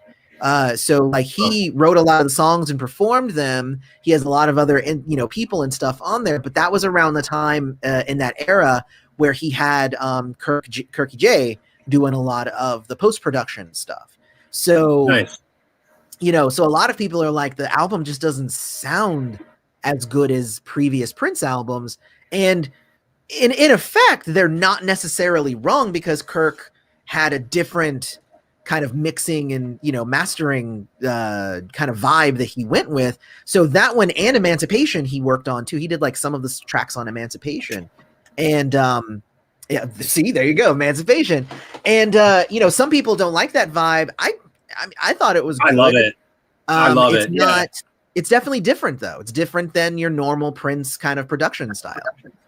And in the artwork too of this era, I feel it's so cheesy that I kind of love it. You know what I mean? It's like when you watch Lord of the Rings now, and all the effects seem kind of like weird and like very dated. The packaging and even the sound on this record is pretty dated, but I freaking loved this at the time. I actually just ordered the vinyl reissue of this. I still love it. I still will throw on Emancipation and listen to those songs because honestly for me, like that whole third disc is just golden. Like I listen to the third disc way more than the rest of it, but also it's hard to just sit down and when I do listen to it, I do try to listen to it just from beginning to end, even though I do like the third disc way more. But what I did at that time, and what a lot of people complain about, is like it's too much music at one time. He needed somebody to censor him and edit him. And I was like, at the time, I was doing something, and I was doing this with all the bands that I would listen to because a lot of people were coming out with double albums and triple albums and stuff around the mid '90s because CDs were an amazing invention. And what I started doing was, like, I bought Melancholy and Infinite Sadness from Smashing Pumpkins, and I listened to the first disc like it was an album. And then when I was done listening to that album, I was like, hey, look at that. A whole second Smashing Pumpkins album just came out. I've owned it this whole time. And then I just listened to that like it's its own album. And I did that with Emancipation as well, where I was like, let's listen to the first disc. And I just played the hell out of that for a long time before I moved on to the second, and then before I moved on to the third. And, because I had to stretch it out because I'm so used to Prince coming out with an album, and then like I have to wait a whole year. But if you give me a triple album, then I'm going to stretch it out as much as I can so that I don't have to have that void of music. and what a like a important time for Prince. I think this kind of says it all in terms of like the slave tattoo in one hand, but then he's kind of a savior saint kind of right here. I mean, there's your duality right there. And then of course the unfortunate aspect of celebrating a birth of a child that ultimately didn't survive. There is darkness here, but there's so many party jams on this one too. Oh yeah. Oh yeah. Honestly, I think for me, I'm hoping that because there's an unreleased album that I would actually love to hear, and I'm trying to remember the name of it now, but Prince was working on a children's album. Oh, And really? he was doing it around that time, and he was doing it in honor of his child that was about to be born. So he was making a children's album when he went on the Muppets. Yeah. And he did that different version Starfish. of Starfish and Coffee. That was going to be the version that was going to be on this kid's album. The She Gave Her Angels, that was going to be on that album too. Like he was working on this, and obviously then when what happened to his son happened, obviously that carries a lot of bad emotions and stuff. But I would love to see, because if you go to Prince Vault, it has these were the songs that were supposed to be on that, and that would be interesting to have that released, because it could have actually been a pretty successful project, I think. Yeah. All right. How about this? Oh, the book. Oh, the memoir.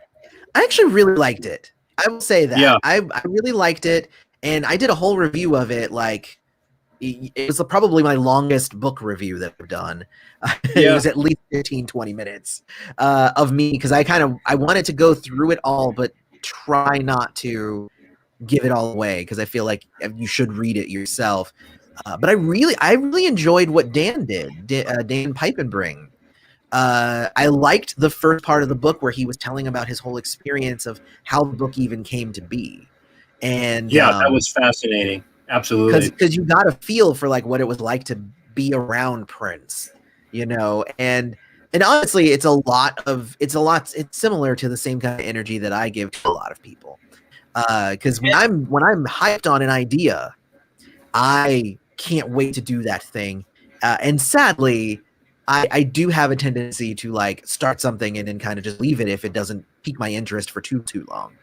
If I can't, but I'm also very much like Prince in the way that that's why I like to be able to do everything myself, because then there's nobody else that's standing in my way of getting something done. So if I want it to get done, I'll just do it, So that's kind of how my album came out. I'm like, well, I think I've learned a lot, so I'm gonna just do this, and the songs came out really good. And again, I'm proud of them. I even sent them to some people, and they were like, the mixing is a little bit off on this one. And then I sent it to other people, and they're like, the mixing's perfect. And I'm like, okay, well, you can't please everybody, so. And like you said, I think the story about the author, what did you say his name was? Dan? Dan Peipenbring, yeah. Yeah, I think his story is a great example of crossing the threshold of the personality of Prince that might be kind of cold at first, gaining his trust, and then it's with a lot of love that he tells the story about how the book came together. And exactly, it's really and I think personal. And I think it tells a lot about where Prince's mind was in the later years as well, in terms of social justice and things like that. Because there's so many people who are like, but Prince was colorblind. If you listen to this interview that he did in 1983, because he was talking about, and I'm just like, did you listen to what he said in 2015? Like, why are we harping on something he said almost 30 years ago? Like, what is this? Like, what are we doing here? Opinions change. It's cool. And even back then, if you understand Prince, then you're like, he was saying a lot of that because that's what it took to be a mainstream artist in that time period. And the moment that he stopped giving a crap was the moment that people weren't really playing his music as much. Isn't that very interesting? So, and I mean, that's going to be, I think that's going to be what's really fascinating about Welcome to America. Yes. And where his mind was at. I mean, being in Minneapolis, it always crosses your mind this past year. What would Prince think? What would he be saying? Would he be playing a free concert at George Floyd Square right now? His sort of presence is missed absolutely during this past year, and knowing his feelings about probably what happened. There it is now with this album that's coming out. So that's giving more insight and direction. Really, I think we've had a long time without direction in this town because of the frustration and the anxiety, everything to do with what happened. We're still growing. Honestly, I'm excited because it's a post 80s release. Again, I'm not trying to harp on the 80s. I'm not saying the 80s stink, but like I was way more into Prince later on in his career than I ever was early. So getting a 2011 album, I am so excited by that. I remember when Deliverance came out, I was like, people are like, no, but then there's Purple Rain Deluxe and all these deluxe and there's the originals and there's this. And I'm just like, I listen to Deliverance like a million times more often than I listen to any of the stuff that is nostalgic. Like, because Deliverance was 2006, I think it was. And it was so much more Prince in what I know Prince to be than, like I need to be reminded of what it was like when I was 14 and listening to music. Like, like that's not what Prince is about to me. It's weird. No, I'm excited about that. What a surprise too! It's just kind of out of the blue. It seems. I knew it was going to happen. Oh, let me say this because I knew it was going to happen because 2021 is when the rights for the vault and everything went from Warner Brothers to Sony. So Warner Brothers has been in charge of the releases up till now. So it makes complete sense that they would want to highlight his biggest hits with Warner Brothers. So. Right. I'm not even faulting that. He signed a 7-year deal in 2014. He signed a 7-year distribution deal with Warner Brothers. Part of that deal was what got him all his masters back. So, but they took over distribution of his music for the next 7 years, which was why when he died, they had to sign new deals. And it said that in 2021 was where Sony then took over. And I basically have been saying for years, as soon as Sony takes over, that's when we're going to get the non-Warner Brothers early stuff. That's when we're going to start getting things. And I'm very happy that I was right. I was prepared to be wrong, but I'm very happy that I was right. No, it's super exciting. And I've loved all the Vault stuff that's come out. I think that's the best thing. The best thing that's come out of it is just all this music is so incredible. 100%. To hear that version of I Could Never Take the Place of Your Man, it was just like, where did that come from? Wow. Yeah, that really early version. I loved it. Yeah, it's incredible. And that's really one of my favorite Prince songs too. Okay, so here's a little trivia for your trivia game. Oh no. Okay, and at first I want to get, can you see that? Yeah. And you're familiar, of course, with whether you're a vinyl collector or not. You've seen that before. Oh yeah. And 1999, of course, though it's an '80s record, is a masterpiece. It's a very good album. So this is from Alan Bolio. So I know this to be true. I asked him, what was that? Like, where did you get that eyeball photo? Did Prince come over and you took a picture of just his eyeball because he had this idea? Well, if you look at isn't that just a blown up controversy? Yeah. Yeah. that eye, it's the same one. He's like, I just kind of cut it out of the controversy thing. And I was like, well, Prince was cool with that. And he's like, I don't know if he knew or not. But so that's a little trivia minutia. I don't know if that's well known. No, I actually did know that. Kind of funny enough. Of course you did. Not that anybody had ever told me, but like it just looks like that's the same eye, same pose, same lighting, same everything on there. That's interesting. I guess piece of trivia for you. What is the name of the album that record also appeared on? Name of the album that record also appeared on? What the song? No, that record. 1999? Yep, what? That record right there that you're holding. What album did this also appear on? So I was saying the record itself. With the eye and stuff. Oh, okay. So you're saying somebody must have featured it or something? I don't know. Oh, it was Chaos and Disorder. It was who? Chaos and Disorder, his last Warner Brothers album. Yeah. Yeah, if you look at the it's been a cover to while that one, it's the 1999 record Smashed and Stepped On. Ah, okay. I'll have to go back and look at that. It's been a while since I've looked at that. I think I always had that on CD. It's pretty cool. How about this? This is a bootleg version of the Black Album. Oh, nice. I've had this for years. How much used did to you pay for that? at the time. Oh, I don't know, maybe like $15 or something. I don't know. Okay. I mean, I've had it for years. Because I know some people paid a lot of money for that thing before it was re-released in 1994. Yeah, and I mean it's kind of cool because I don't know if you can see that, but it's got the little can you see it? I mean, it's black, but you can now. Yes, I see it. Yeah. Oh wow. So there's a lot of different versions of this album. I had the Warner Brothers one. That's so cool. And I don't think it ever officially got put on vinyl by the label. When it came out on CD and cassette for a short period of time, I had the cassette. But this is one of my favorite Prince records too.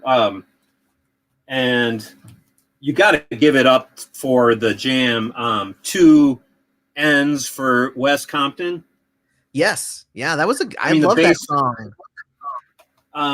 The bass solo that he does on there, I don't know that there's any other bass solos in Prince's songs. He definitely has bass solos in other songs.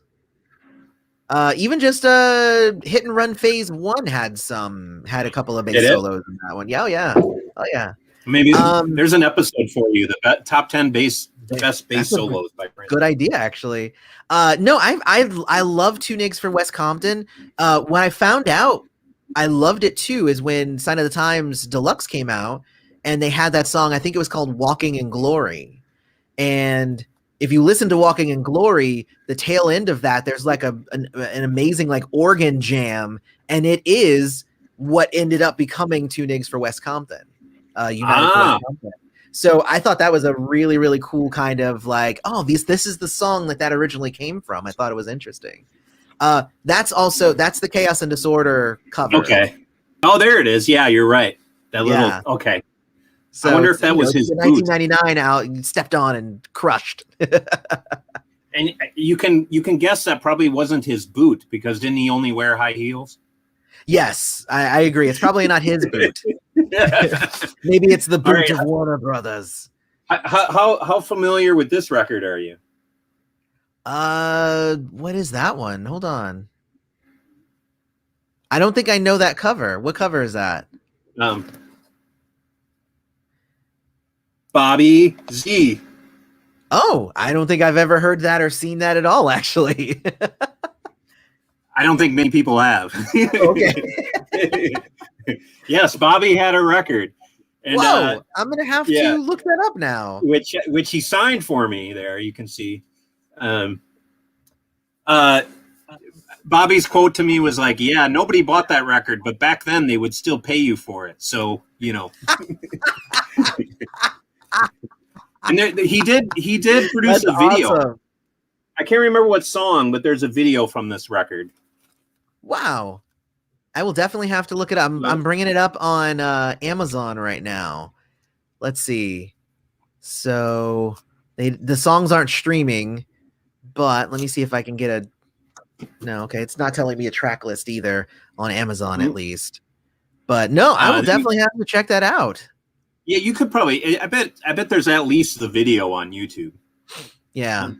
And then, of course, this record. There it is. Okay, so it's Given to You, Lie by Lie, River Run Dry, because that's right, because he did write that song. Grey Heart, The Meaning, Alacia, Movement of Love, and You Are Everything and Believe. Yep. There you go. Yeah, I can't. It is what it is. I don't have to check. No, I'm going to check it out though because what year did that come out? What year? Yeah. 1990. Wow. Okay. So that means I missed it then. So I'm going to have to go back and review that. Because I didn't even know it existed. This is like a weird bootleg that I have. I think the coolest part, I don't know, can you see this? Fuzzy Tone Reality, I see that. Yeah. Okay, the track listing, it's got Manic Monday on there. It's got a techno version of Lemon Crush. But it also has Sex Shooter with Vanity singing, which I always thought was pretty interesting. Yeah. But my favorite track on here that I play a lot is called Possessed. Do you know that one? Yes. Yeah. Yeah, that's like the kind of the song that Bobby and Brown Mark, I think, are jamming on in Purple Rain, when he kind of comes it's in the background when Morris is talking to Apollonia right before Beautiful Ones. Yeah. And I would love all that interstitial stuff from Purple Rain, like the moaning, the cassette tape of the moaning and the piano stuff. I would love to hear more of that. All right, one more, and this is really just so I can show off to you a little. Okay. Sounds good. Oh, nice. So you got Jimmy Jam. No, it's Jimmy Jam and Terry Lewis. Yeah. Oh, nice. Yeah. So I'm hoping if Janet ever sees this, I can get her to finish it for me. Get the trifecta. But I was a stagehand at the Super Bowl when Jimmy Jam and Terry Lewis curated all the live music that we had outside all week. And so they were kind enough to sign this for me.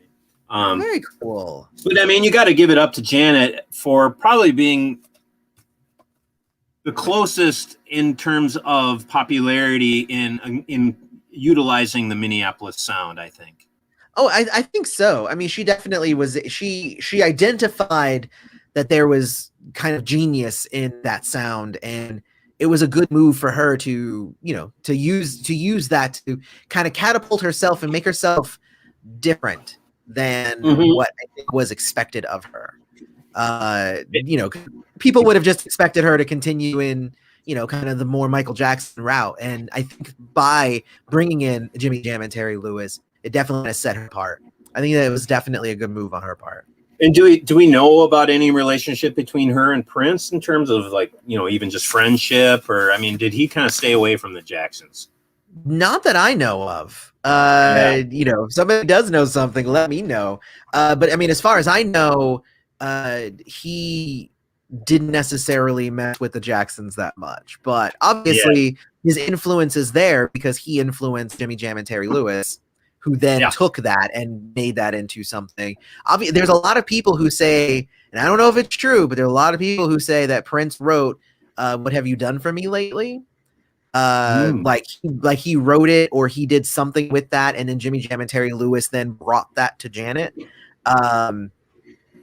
But he has no credit on that, but there's a lot of people who have talked about that, and I have no idea the legitimacy of that claim, so please don't take that as me saying he did it. But I've heard people talking about that, and I'm not really sure. Yeah, I know that there was some Prince, Ready for the World to me is like an obvious, like, Prince trying to, hey, little buddy. Yeah, it's yours. It's like, I got mine too. No, but at the time there was some, trying to capitalize on the sound, Ready for the World or even Maserati. And yeah, I think Jimmy Jam and Terry Lewis kind of ran with it and then really made their own sound with a lot of other stuff that they produced. Well, I feel like there's a difference between, I think there's it's a matter of authenticity, like if I decided that I was going to start doing huge in Minneapolis sound stuff. Yes, I'm a Prince friend, but I'm not from Minneapolis. I didn't, that's not, it's not technically part of my background, even if it's something I enjoy. So, it wouldn't necessarily come off as authentic, I think. At the same time, there are people who have taken elements or are inspired by that sound and then create something new. I think that's totally fine. But that's why a lot of those people who came out and they were just doing exactly what everybody else in Minneapolis was doing. That's why they didn't necessarily stick around all that much. So right. I do love the Ready for the World album though, so not going to hold it against them. But it does sound exactly like what somebody would do if they were trying to sound like Prince. So it kind of does. But that's a beautiful thing. Yeah. Well, that's honestly a thing with that's a thing with making music is like, I've, being who I am, and I've said that like Prince inspired me to make music and whatnot. I had some people who have heard the music and then they listen to it and they're just like, this doesn't sound anything like Prince. And I'm like, was it supposed to? Like, I wasn't trying to sound like Prince. I'm trying to sound like me. Like, come on now. People are so weird. Their expectations are always kind of like, in their own mind, ultimately. Well, hey, man, this was super fun. It's so cool to catch up with you today and kind of flesh out a little bit of what you're all about. And this is kind of like when a new comic book would come out and all of a sudden Batman would show up in the comic book to kind of help, attract some of the followers or whatever. Yeah. So you're my Batman. I will take it. I will take it. Yeah. No, but this is great. I like I said, it's always a joy to watch your shows and see some of your chats and to kind of be a part of it like this. Was a really honor for me to have you here. And I hope you can, and honestly, like, we know each other, so feel free to hit me up anytime. It doesn't have to be a recording. I'm good. Yeah, absolutely. And anytime you need a trivia guest, I don't know if I can stand up to some of them, but I got my Prince trivia pretty good. I'm on it. Yeah, you're the next one. You're the next one. And I am doing. It's such a bummer because we were going to do this Prince event at a roller rink that's closing now. Actually, there's a group in town called the Purple Playground. And we were gonna. My dream was to DJ at this roller rink that's closing, and that was going to be in June. But I think they're going to move it somewhere else. So it's awesome to be a part of that crew and part of the Prince fam here and representing the Twin Cities like we can, and we really appreciate everything you've done to toast the man, the little brother as I call him. All this time. So keep up the good work, man.